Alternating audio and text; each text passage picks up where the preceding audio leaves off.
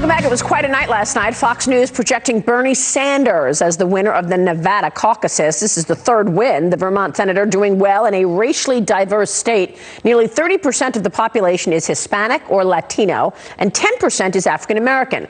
So as the Democrats move forward, let's talk about how important the black vote will be. Candace Owens is the host of the Candace Owens Show. She talks about this a lot, and she also is out with a new book called Blackout. Candace, it's great to see you this morning. Thanks so much for joining me. Thank you for having me. So you've talked a lot about the support for President Trump and also really Black America. Give us your perspective on Black America today.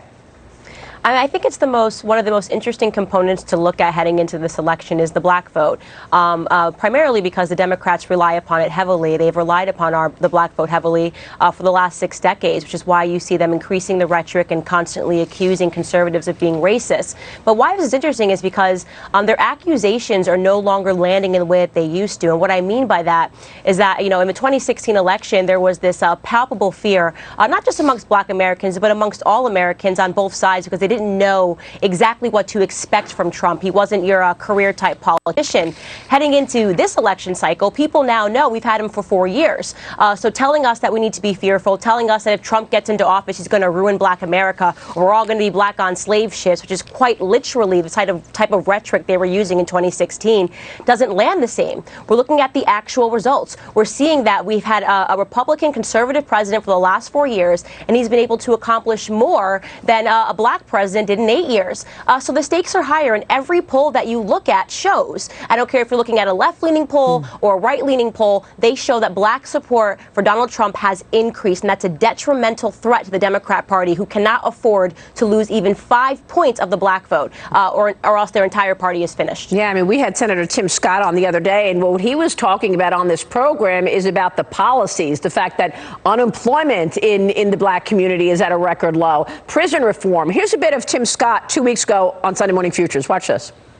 On Election Day 2016, he was around 8 or 9%. Right now, his approval rating on the last 4 polls that I've seen is over 30%. And there's a very specific reason why that is the case. He has not only said what he was going to do, he actually has done it.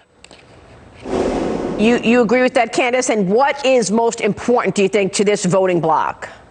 I think just living better. I mean, I ask a simple question to my family members and my close friends. I say, are you living better today than you were living under the presidency of Barack Obama? And the answer across the board is yes. There are jobs, there are opportunities. And, it used to be the expression, it's the economy, stupid, right? I mean, people are doing better under this economy. So they're going to have difficulty contending with the fact that people are living better, are feeling more confident. I mean, look at his State of the Union address. He knocked it out of the park.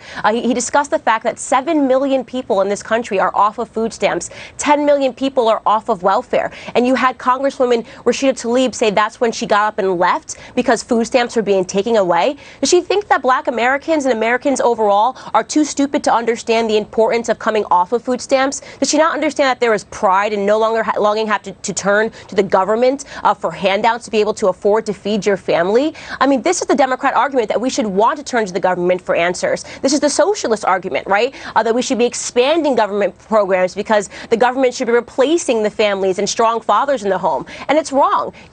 America as a whole is doing better under this presidency, and I just do not see a way forward for them to beat Donald Trump in this election cycle. Yeah, it's funny that you mentioned that. I mean, obviously, it's better not to be on food stamps. It's better not to have all of these free benefits that the government is promising. It's much better to have opportunities to work and then obviously make as much as you could earn by working. He does this effectively through social media as well, doesn't he? I mean, people complain about his tweeting, and yet it's resonating with a lot of the country.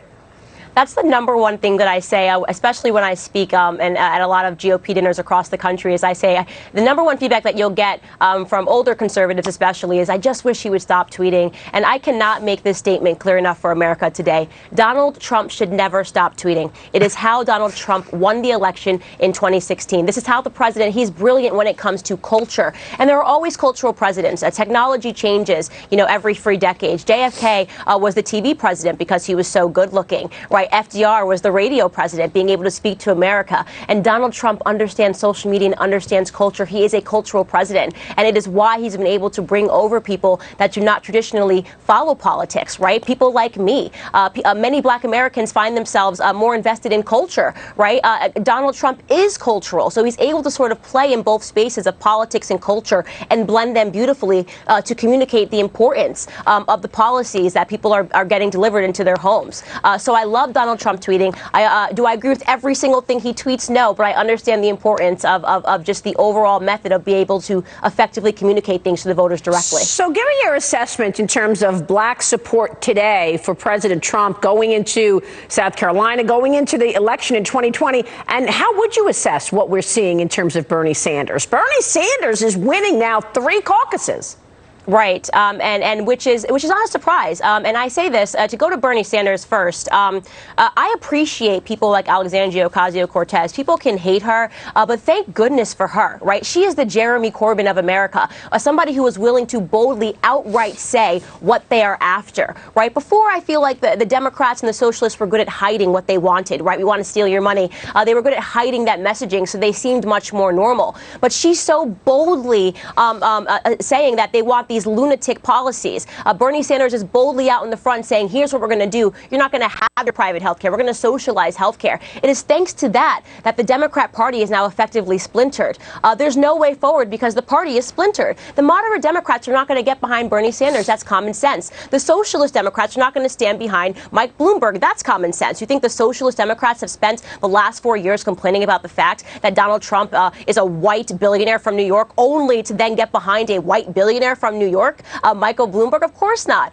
So this is why there's effectively nowhere forward. Their party is literally broken at this moment in time, and it is the most fascinating time to be paying attention to the Democrat Party. I cannot look away. It is prime time television every single time. I cannot wait until Super Tuesday. I'm looking forward to it like the night before Christmas.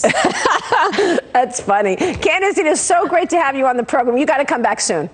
Absolutely. Thank you. Thank you so much. Candace Owens. Check out her book, Blackout, and The Candace Owens Show.